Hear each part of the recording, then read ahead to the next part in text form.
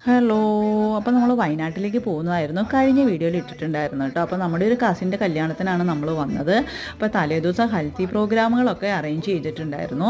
അപ്പോൾ അതുകൊണ്ട് തന്നെ തലേദിവസം പ്രോഗ്രാമിന് സ്റ്റേജ് മൊത്തത്തിലൊരു മഞ്ഞമയം തന്നെയായിരുന്നു കേട്ടോ.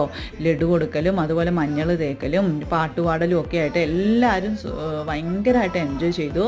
അതായത് പ്രായമുള്ളവരാണെങ്കിലും മടിച്ചു മാറി നിന്നവരും ഒക്കെ വന്ന് ഡാൻസ് കളിക്കാനൊക്കെ തുടങ്ങി കേട്ടോ. പിന്നെ എല്ലാവരും യെല്ലോ ഡ്രസ്സൊക്കെ ഇടണമെന്ന് നമ്മൾ അറേഞ്ച് ചെയ്തിട്ടുണ്ടായിരുന്നു.